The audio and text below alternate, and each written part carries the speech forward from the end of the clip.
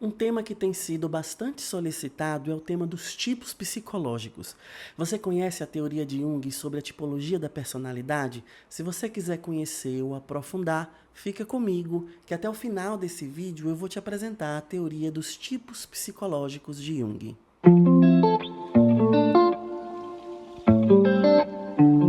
Bom, antes da gente entrar propriamente dito na teoria, eu preciso falar duas coisas importantes. Existem muitas críticas toda vez que a gente tenta categorizar a personalidade humana. Eu sei que existem riscos quando a gente categoriza a personalidade, a gente categoriza pessoas, porque a gente tende a colocar as pessoas todas numa mesma caixinha, e as pessoas são únicas, as pessoas são diversas. Mas, por outro lado, imagina, por exemplo, o câncer. Imagina se eu tivesse que pensar o tratamento do câncer a partir da individualidade de cada pessoa. Ou a depressão. Imagina se eu tivesse que pensar o tratamento da depressão a partir da individualidade de cada pessoa. Então, cada pessoa que chega no consultório, eu vou avaliar como a depressão se manifesta nela e vou fazer um tratamento único, sem referência nenhuma, sem norte nenhum. Pensando na logística, na prática disso tudo, é quase impossível. Então, a gente precisa mediar, encontrar um ponto de equilíbrio entre o individual e o coletivo de cada pessoa e de cada adoecimento, de cada personalidade. Então, a gente precisa encontrar um ponto de equilíbrio entre olhar a individualidade da pessoa e a coletividade na qual ela se insere. Jung traz uma discussão sobre isso no livro 16/1, A Prática da Psicoterapia. Então a gente não pode perder as referências que estão colocadas e que servem como um guia para a gente, mas a gente não pode ficar preso a essas referências e catalogar, categorizar as pessoas, colocar elas dentro de caixinhas e não olhar a individualidade. E vamos lembrar também que categorizar a personalidade não é uma exclusividade da psicologia junguiana. Nos primórdios da medicina já se pensava uma categoria de personalidade a partir dos fluidos que haviam no corpo. Então se pensava na personalidade colérica, melancólica, fleumática e sanguínea. Se a gente olhar para a psicanálise, por exemplo, a gente tem a personalidade neurótica, psicótica e perversa. E se a gente entrar na psiquiatria, aí a gente tem várias categorias de personalidade. Então, encare os tipos psicológicos como um recurso a mais do autoconhecimento, da prática terapêutica, e não uma categorização para você ficar preso e amarrado a ela. E aí eu já quero entrar no segundo ponto. Para a psicologia junguiana, existe uma das funções e das atitudes que a gente vai falar aqui que é mais dominante na gente, que prevalece mais, mas nós temos todas as atitudes e nós temos todas as funções psicológicas. Então, quando a gente fala que uma pessoa é do tipo pensamento, ela tem também a função sentimento dentro dela e ela tem a possibilidade, aliás, não só tem a possibilidade, como ela deve trabalhar isso dentro dela. Quando a gente faz essa categorização, ela mostra pra gente o que é dominante naquela pessoa. Mas não é pra você ficar preso na ideia de que você é função sentimento, então pronto e acabou. A teoria dos tipos, assim como toda a teoria junguiana, ela entra dentro de um movimento dialético, uma dialética entre os opostos. O ideal é que haja sempre alternância entre as nossas características e não dominância, e não aprisionamento numa característica só. E sem mais delongas, vamos entrar então na teoria dos tipos psicológicos. Se você já pesquisou na internet sobre os tipos psicológicos, você deve ter visto siglas com 4 letras, siglas com várias letras. Nós temos o que Jung propôs, e o que Jung propôs está descrito no livro 6 das obras completas. O livro se chama Tipos Psicológicos. E nós temos depois pós-junguianos que trouxeram complementações, como por exemplo Myers e Briggs, que trazem um quarto componente para a sigla dos tipos psicológicos. Nesse vídeo eu vou trabalhar com a teoria clássica de Jung, ok? Então, a teoria da personalidade para Jung ela vai ser composta a partir de 3 características. A gente vai observar uma atitude e 2 funções que são prevalentes na pessoa. A atitude, que é o primeiro componente, a primeira característica da personalidade que a gente observa, ela tem a ver com a motivação, aquilo que movimenta a pessoa, aquilo que faz com que a pessoa ganhe energia, aquilo que motiva a pessoa. Então a gente vai ter duas atitudes, a atitude extrovertida e a atitude introvertida. A atitude extrovertida, ela ganha energia a partir do contato com o que está acontecendo no nosso redor. Já a atitude introvertida, ela se energiza, ela se motiva com a observação do que está acontecendo dentro. Notem que através dessa definição a gente está contrastando outra definição que tem no senso comum de que extroversão e introversão tem a ver com timidez e com interação social. Aqui na teoria dos tipos, não. Extroversão, eu me energizo com o que acontece fora de mim. Então, por exemplo, estar numa roda de conversa, estar interagindo com outras pessoas, estar falando, estar observando coisas acontecendo do lado de fora, isso energiza, isso dá motivação para uma pessoa extrovertida. Para a pessoa introvertida, isso pode ser um pouco desgastante, isso pode ser um pouco cansativo. Não é que a pessoa não tenha interação social e nem que ela seja tímida. Se a pessoa se retira das interações sociais por conta de timidez, aí ela tem uma questão dela, não tem a ver com introversão. Mas ela vai se energizar observando seus sentimentos, observando o que se passa no seu mundo interno, nos seus sonhos. A pessoa que é extrovertida, ela pode tender a ser impulsiva, ela faz, ela é da ação, ela vai para a vida antes de se observar, antes de pensar, de refletir. Enquanto a pessoa introvertida, ela precisa de tranquilidade, de concentração. A pessoa que é extrovertida, ela está interessada na ação. A pessoa que é introvertida, ela está interessada na ideia por trás da ação. Por isso, ela pensa, ela reflete, ela observa o que está se passando dentro dela antes de agir. Então, são pessoas que tendem a ser menos impulsivas. A pessoa que é introvertida, ela não teria, por exemplo, problemas para trabalhar sozinha. A pessoa extrovertida, ela já se sente mais motivada tendo pessoas ao seu redor. Então, a partir da observação de algumas características, a gente vai observar o que predomina na pessoa, se é a extroversão ou se é a introversão. Quando, por exemplo, eu sou tipo introversão, não significa que eu tenha todas essas características que eu falei. Significa que eu me identifico mais com esse grupo de características. Mas eu tenho as duas coisas em mim. É importante que isso fique claro, ok? Então, a partir do estudo do tipo, a gente vai compor uma sigla. E essa atitude, extrovertida ou introvertida, ela vai ser a primeira letra da sigla, que vai ser E ou I. E de extroversão, I de introversão. Feita essa observação da atitude, a gente vai começar a observar as 4 funções. E aí a gente vai compor mais 2 letras, e a gente vai ter uma sigla de 3 letras no final. A gente vai ter mais um par de características que vai estar ligado à forma como a pessoa coleta informações no mundo, que é a função sensação e a função intuição.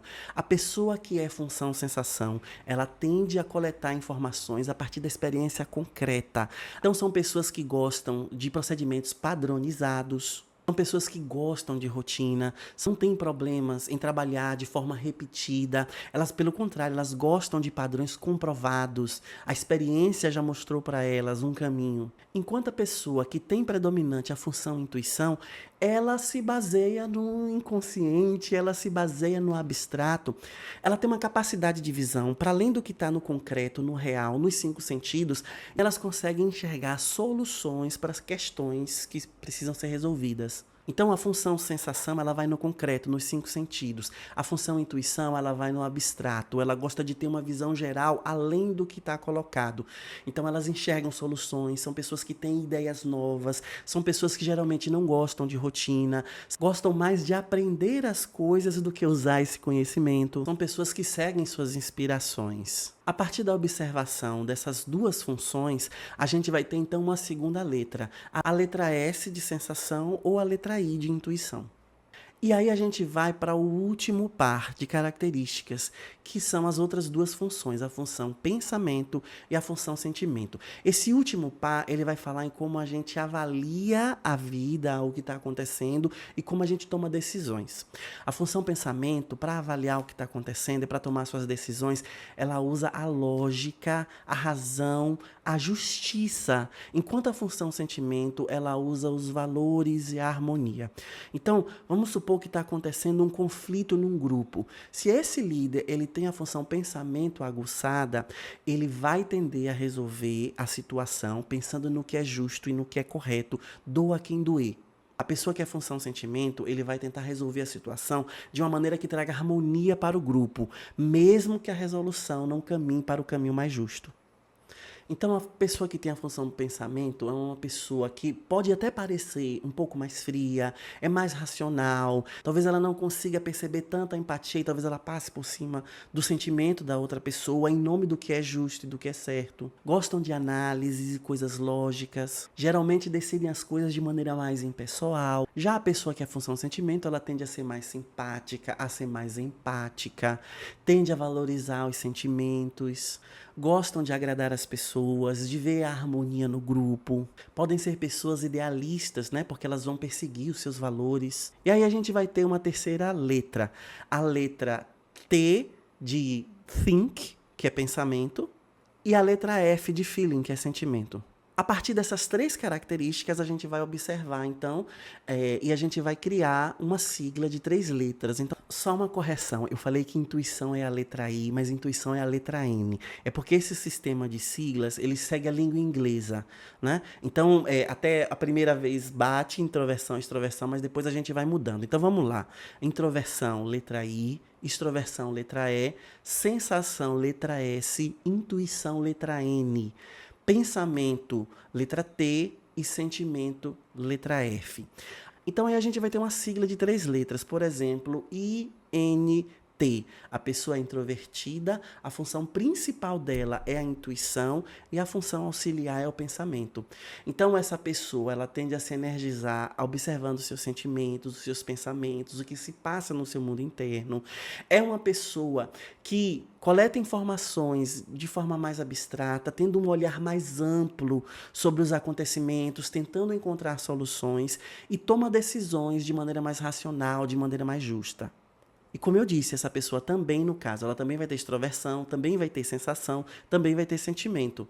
E o ideal é que a pessoa trabalhe todas as funções para ela ter uma experiência mais saudável na vida. Porque imagina, se você é função pensamento e você sempre vai tomando as decisões de acordo com o que é certo e não pensa no bem-estar da sua equipe, não pensa no bem-estar de quem está ao seu lado, você vai ter problemas de relacionamento. Da mesma forma, se você é uma função intuição e você está trabalhando num trabalho que te exige rotina, você vai ter problemas também. Então, a ideia é que você desenvolva as funções.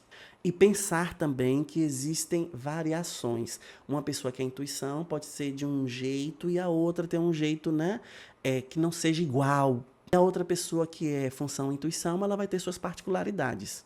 Então, vamos lá. Nós temos múltiplas personalidades, múltiplas características, nós temos todas, mas tem algumas delas que vão prevalecer. Isso vai formar a nossa tipologia de personalidade. Uma pessoa que é função pensamento, tecnicamente, ela sempre vai ter mais facilidade para a função pensamento. Isso não vai mudar. A pessoa não vai agora ter facilidade com o sentimento. O sentimento é uma coisa que ela vai trabalhar. Por exemplo, eu tenho função pensamento como função auxiliar. Então, por muito tempo, eu tomei decisões de acordo com o que é justo. Mas eu apanhei muito na vida, conduzindo grupos. Então, eu fui desenvolvendo a capacidade de olhar o sentimento dos outros e de relativizar um pouco as decisões. Então, hoje, eu trabalho muito bem com a função sentimento. Mas, para mim, é muito mais fácil quando um conflito se apresenta que eu tome uma decisão justa, que eu tome uma decisão lógica. Quando eu vou pela função sentimento, eu preciso parar e fazer um pouquinho de esforço. A sua função principal e auxiliar, elas são mais naturais para você. As funções, a terciária, né, e a última função, a que estaria na sombra, elas são funções que você precisa de um trabalho para conseguir colocar elas no mundo. E aí, quanto mais você vai trabalhando, menos esforço você precisa fazer. E na prática, isso serve para quê? Isso serve para que você desenvolva a sua totalidade, para que você tenha uma experiência de vida o mais completa possível. Você conhecer o que te dá motivação, você conhecer como é que você toma decisões, você conhecer como você se orienta no mundo, isso é libertador. Isso te ajuda a crescer na vida. E de outro lado, a vida não segue esse script. Ele é função pensamento, eu vou ter em algum momento que lidar com os sentimentos, com a harmonia, com a empatia. Então, se eu fico aprisionado na minha função, eu vou tendo dificuldade. Por exemplo, se eu sou uma função extroversão com pensamento, E aí eu tenho uma história de vida onde eu tive uma criação muito machista, né? E aprendi que eu não devo entrar em contato com os meus sentimentos, que isso é sinônimo de fraqueza, eu não devo expressar emoções. A vida vai colocar situações onde a gente precisa expressar emoções. E essa pessoa ela vai tender a sofrer, ela vai tender talvez a criar um sintoma a partir disso. Então, quando a gente trabalha essas funções, a gente tem uma experiência mais completa. E conhecer quais são as nossas funções principais, isso ajuda a gente a se locomover no mundo. Até para a gente adquirir conhecimento, por exemplo. Vamos estudar a biologia. Se você é função pensamento, talvez ler um texto, assistir um documentário, te satisfaça. Mas se você é função sensação, talvez você precise ir lá, colocar a mão na árvore, passar a mão na nervura da folha. Se você é intuição, talvez você precise olhar para a floresta como um todo, os grandes problemas da natureza, ambientais, ecologia. E se você é função sentimento, talvez você acabe se envolvendo em causas que motivem dentro de você essa relação, afeto com a natureza, com o meio ambiente. Então, se conhecer é libertador. Eu sei que toda vez que a gente categoriza, a gente tem um problema, a gente tem luz e sombra, mas o ideal é que a gente faça um uso correto dessa teoria. Bom, se você chegou até aqui, eu vou pedir a você para se inscrever no canal, para ativar as notificações, para que você não perca nenhum tipo de conteúdo como esse. Se você está estudando a psicologia de Jung, eu vou dar 2 dicas para vocês. Coloca aqui no YouTube Jung Descomplicado, mais o tema que você está estudando, porque a gente tem vídeo aqui no meu canal sobre muitos temas junguianos, complexos, arquétipos, sincronicidade, espiritualidade. E a outra dica é conhecer o meu curso, Fundamentos da Psicologia Junguiana. Eu vou deixar aqui na descrição o meu site, eu tenho esse curso e outros cursos também, mas segue a página para você não perder conteúdo nenhum. Agora eu quero saber, você já conhecia a tipologia de Jung? O que é que você achou dessa teoria? Você ficou com dúvidas? Coloca aqui que a gente vai continuar essa conversa. Eu espero que esse vídeo tenha ajudado você. Um grande abraço e até a próxima.